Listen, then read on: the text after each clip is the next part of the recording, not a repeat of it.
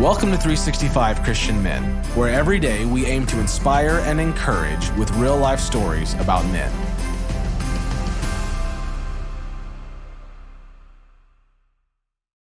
December 5th, Joseph Hovsepian. At age 12, Joseph gave his life to the Lord Jesus. At 17, Joseph volunteered to serve in the Royal Greek Air Force as a wireless engineer, and he served the king's plane. At 20, he traveled 10 days at sea, 2 days by train, and arrived in Montreal, tired, sick, and almost penniless. 2 days later, he met a group of people from Temple Baptist Church, and he was home. For 60 years, he served that church, the last 36 as its volunteer pastor. Joseph has baptized close to 200 people, many of them from non-Christian backgrounds and faiths.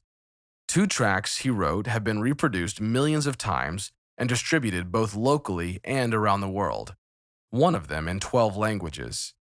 He has been on the radio every day for over 12 years with a 5-minute inspiration message that airs at noon. His devotional book, God's Workshop, was recently translated into Eastern Armenian and is being distributed freely in Armenia and surrounding areas. Let the spark that ignites your passion become a flame that burns with purpose. From an early age, a main theme of Joseph's life could be labeled shenanigans. The first time he tinkered with electronics, he was 10 years old. He discovered that touching ends of a nail to the poles on his father's motorcycle battery created a bright glow, and he gleefully continued this experiment until the inevitable happened. The next morning, when his father tried to start the motorcycle, the battery was dead. His father wasn't happy, but Joseph's love for electronics sprung to life. Another time, he mystified his grandfather. Young Joseph invented a mechanism connected to his bedroom ceiling light. When grandfather lay his head on the pillow, the light turned on, and when the old man sat up, the light turned off. Not everyone involved was entirely amused. But the spark inside Joseph never stopped glowing, and eventually it led to a successful career selling and repairing radios and other electronics.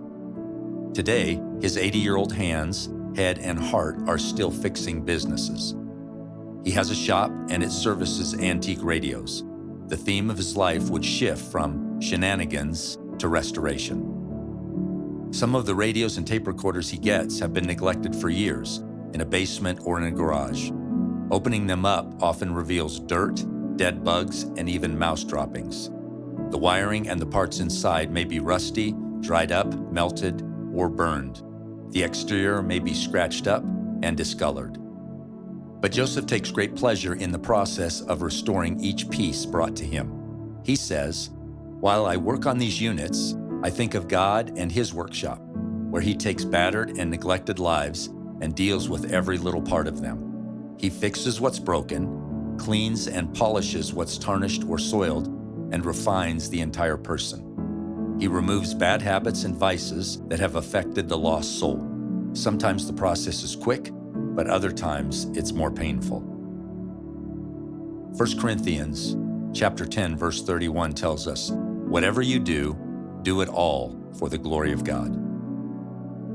Understanding the difference that a masterful touch can make to a radio or a person, Joseph approaches people with care and compassion, knowing they can be restored with God's help. Joseph's business is part of his mission field, and he grabs every opportunity to talk with his customers about faith, their eternal souls, and the God who loves them. Next to his business cards on the service counter sit gospel tracts and New Testaments.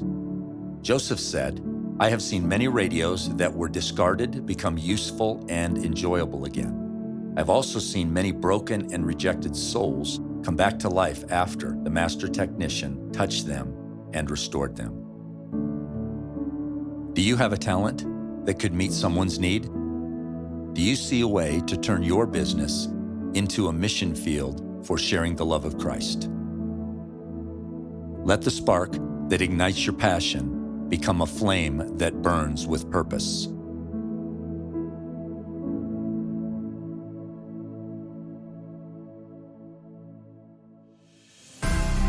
Thank you for listening to today's story. Every day of the year, our hope is to inspire you with real-life stories of faithful men who have gone before us. Hebrews 12:1 says, "Therefore, since we are surrounded by so great a cloud of witnesses, let us lay aside every weight and the sin that so easily ensnares us. Let us run with endurance the race that is set before us." Join us tomorrow for another story at 365christianmen.com.